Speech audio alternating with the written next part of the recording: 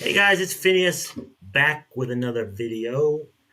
It is 54 degrees here in Missouri. I love this weather. It's fall. It's finally fall. My favorite time.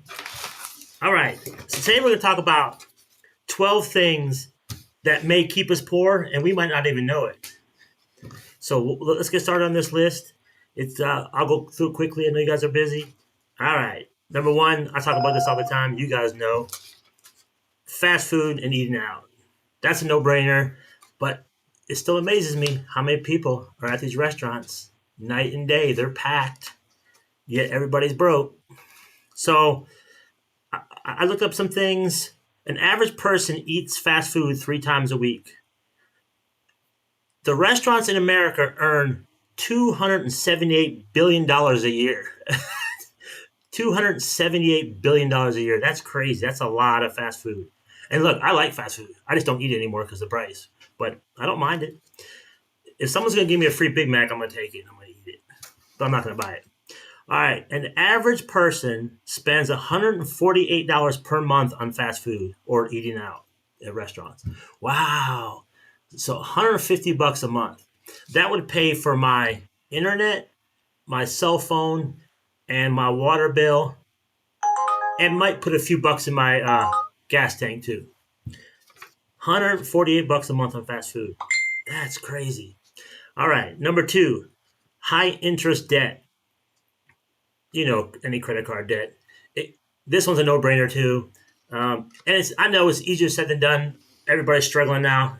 A lot of people are putting their monthly expenses on their credit cards. Times are tough, but we do got to mention it. Credit card debt is the worst. It's easy for me to sit back and say, well, just pay your debt off. Just pay it off. Duh. Well, it's not as easy. I get that. But it is important that we do knock the debt out because the interest is kind of a waste of money. Average household has 6,000 to 8,000 in credit card debt. That's huge. That's hard to pay that off. But you come up with a plan and you have to start paying this off because not only is it bad for your finances, the interest. Some people are paying 29% interest on some of these credit cards. That's such a waste of money.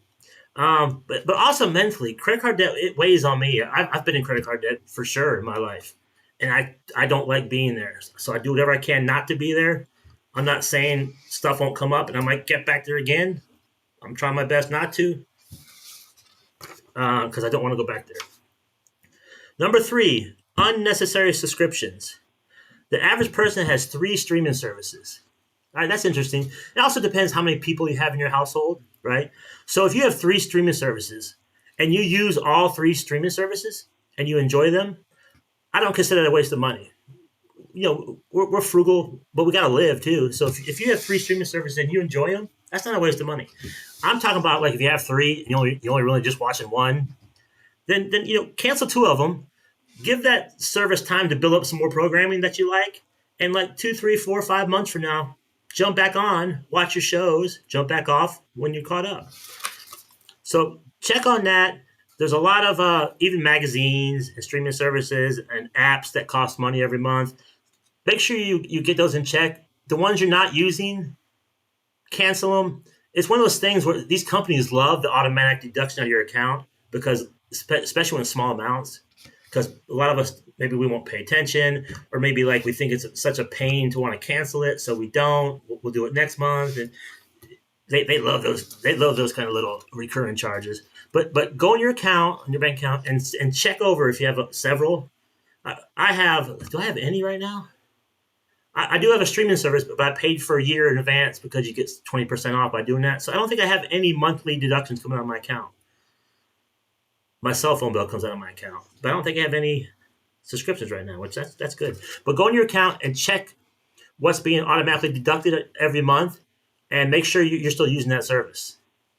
Another one's gyms. Like gyms take out every month, but if you're going to the gym, it's not a waste of money. But if you paying every month and you're not going, just cancel it. Work out at home, jog in place. All right, number 4, impulse purchases. That's it.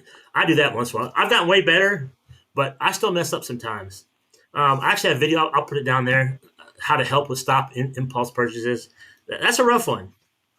It says buying items on a whim without considering the necessity can lead to regret and financial strain. Regret. Well, I've done that before. Well, I've heard of people drunk Amazoning. They'll be drunk. Now, I don't do this, but they'll be drunk, go on Amazon at night. Next morning, they'll wake up like, oh, hell, what did I order? But I have ordered stuff and the next morning regretted it. Not drunk buying, but I have regretted it. And sometimes I'll panic and try to cancel it if I can. I'm like, why did I buy that? It's so stupid. But I do that less now, but yeah, I still do it once in a while. Okay, number 5, brand name products. Choosing name brands over generic or store brands can lead to higher grocery bills. That's true. Now, some things, we all have our preferences. Like, for some reason, the generic ketchup, I don't like it for some reason. And I'm not even a picky eater. I like almost everything.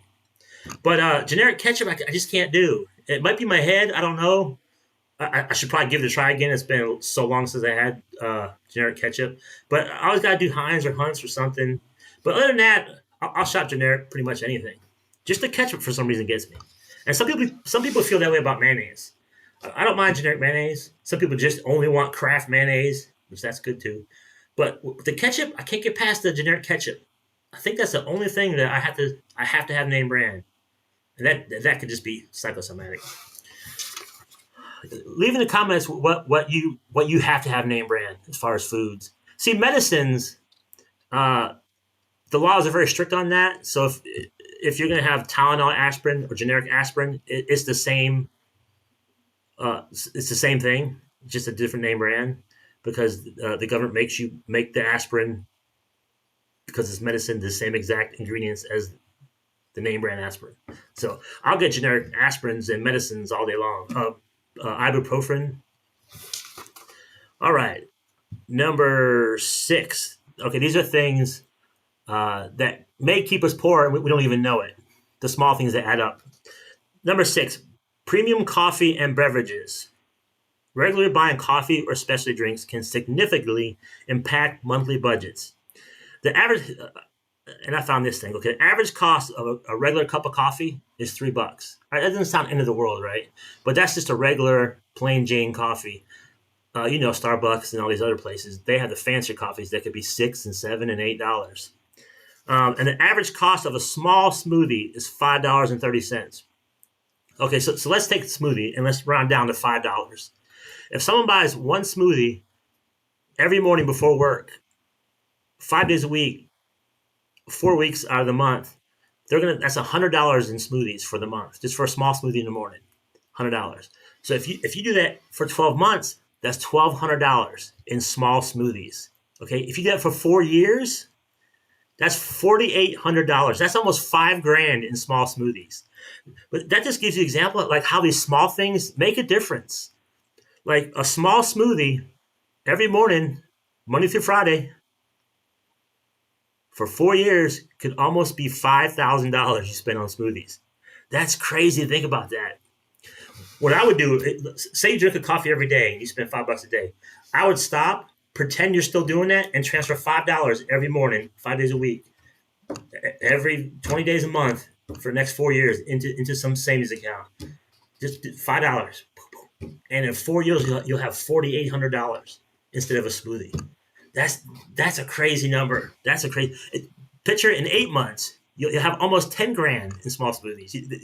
That's what it's so important. These small things that a lot of us, all of us, sometimes it's only $4, it's only a $5 smoothie, it's only a $6 Big Mac. That stuff adds up if you do it, regularly.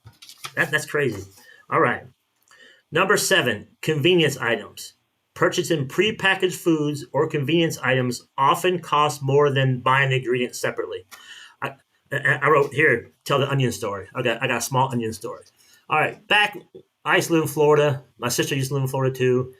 We each had a house and we each had a pool in our house. So Saturdays we rotate having like a pool party, just snacks and foods. Our mom would come over, a couple friends. We'd have the dogs out by the pool. So we would make a bunch of snacks. Well, one time, me and my sister happened to go into the store at the same time to buy our snacks. We usually did it separate, whatever. But so she's a little bougie, okay, my sister. But so one of her ingredients was one chopped onion. So instead of buying an onion and chopping it herself, she bought it. And I don't think she's ever done it since. But she bought a pre-cut. They cut the onion. The grocery store cut it for her, onion for her, and had it in a package, pre-cut, put it out to buy. $5.25 for one pre-cut onion because they cut it for her. And you'll see that a lot with fruit too. You'll see like a cantaloupe all cut up in a nice fruit bowl. It'd be like $9, and the cantaloupe's only $3, or it used to be only $3. I don't know how much cantaloupes are now. But yeah, $5.25 to have one onion, but they cut it for you. I think she was making a taco dip, and she had to have an onion. And you could almost buy two bags, or at least a bag and a half of onions for $5.25. Because I think a bag of onions here is around $3, $2.80, $3. It fluctuates. So you can almost buy a bag and a half of onions for the cost that she paid for one onion that they cut for her. that was okay. That was a crazy one. I don't think she ever did that since, but I always pick on her because that was nuts to me. I would never do that. I couldn't do that. All right, number 8, excessive gambling, spending money on lottery tickets. Lottery tickets is actually very big. People spend a lot of money on lottery tickets. Casinos or other forms of gambling can lead to significant losses. Well, I've been to Vegas 10 times. I used to live in Vegas. I just can't gamble. I can't throw my money away. But, I used to own a slot machine. I just sold my slot machine probably a year ago. It was a real slot machine, took quarters. But when I lived in Vegas or when I visited Vegas, once in a while I put a 20 in a slot machine. And if I was ahead $8, I would cash out. Okay, I'm out. I'm ahead $8. I am not a big gambler. I don't buy lottery tickets. It says here 50% of people have buy a lottery ticket per year. Like some buy one or more. 20 to 30% of people are regular lotto ticket buyers. Like they buy every week. They buy whatever they buy for the lotto ticket. My mom had a boy. Okay, my mom was married to my dad. He died very early on. So my mom got a boyfriend. Never married him, never lived together, but had a boyfriend for 40 years. I mean, they were a long-term relationship. Super nice guy. He actually just passed away a couple of years ago. A super nice guy, but he would give us every Christmas 50 lottery tickets. It was super nice, That's a nice guy. Every time I think in my head, just give me $50 because I know I'm gonna scratch these and get like $7. I already had the $50. This is a waste of money. I would never say it to him. He's a super nice guy.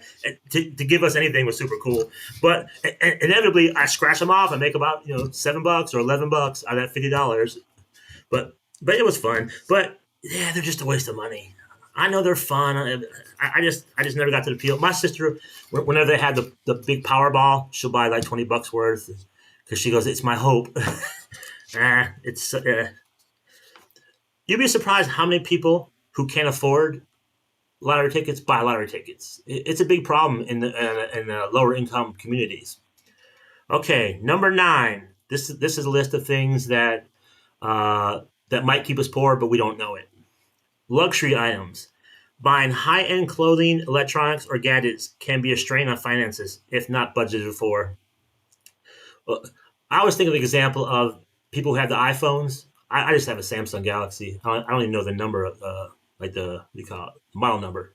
But people get hardcore with the iPhones, and if they have an iPhone 10, then iPhone 10.2 comes out. No matter what the upgrades are, they have to go get that one. They'll even stand in line for that. Like stuff like that.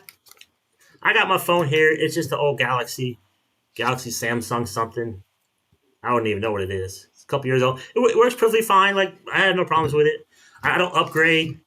The computer I'm on right now, I bought a couple years ago, and I have my mom's old computer in my other room that works just fine. I even got repaired. The mouse broke. I got it repaired. So I have older electronics. I'm not really a tech head. I'm not good at technology, so I don't spend a lot there. But like this is an old phone, but I'm not going to upgrade until this phone breaks. You know what I'm saying? Like if this breaks, then I'll have to buy a new phone, or if something majorly goes wrong with it, then I'll upgrade. Otherwise, I'm going to ride it till the wheels fall off. All right. Number 10. Okay, I got a story with this one too. Overpriced cell phone plans.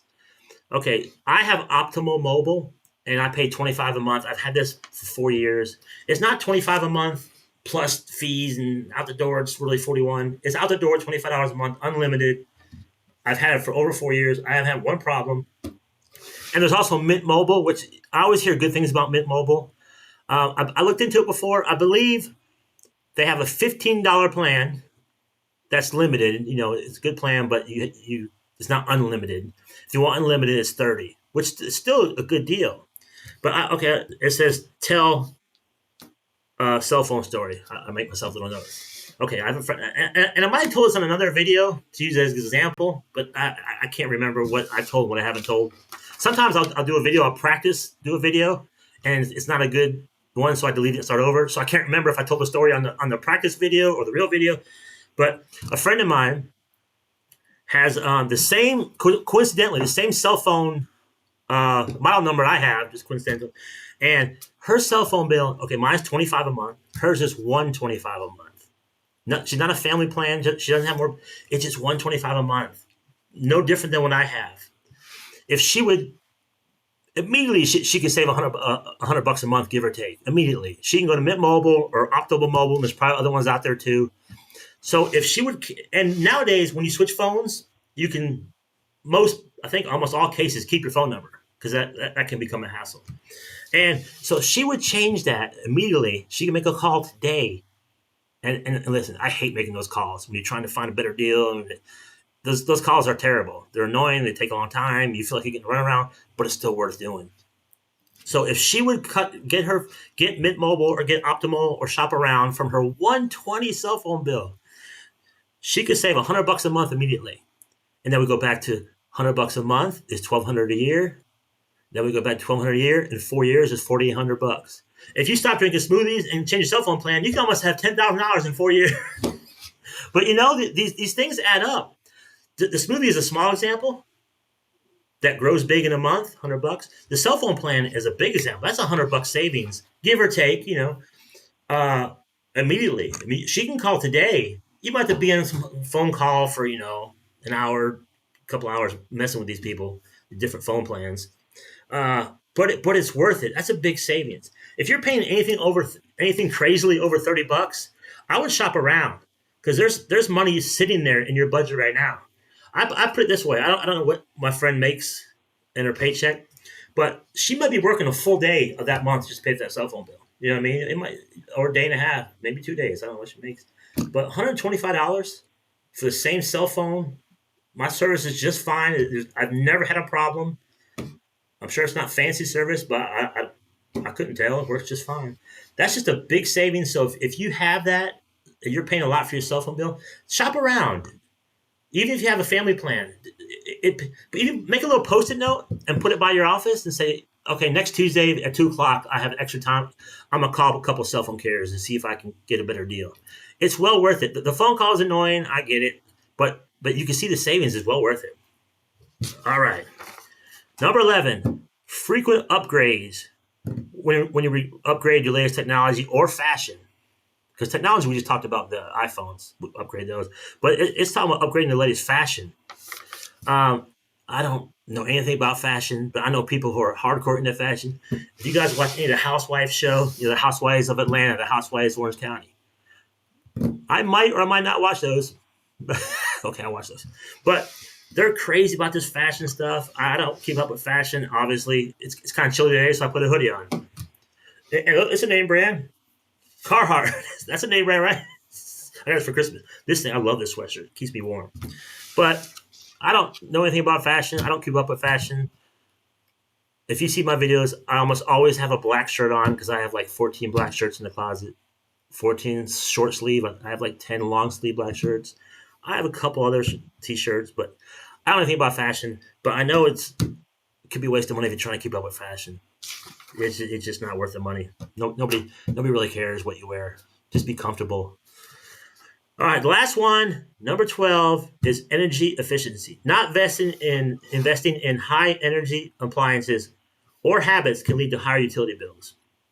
It's just, I'll put that in the list. I have a video too that's how to lower your electric bill. A little 10 tips and tricks or whatever. But the normals like turn your thermostat down 2 degrees and use LED bulbs instead of regular bulbs. And it does get cold, so instead of popping that heat on right away, you can wear socks in the house. You keep your feet covered, and I even had it here. I'll show you.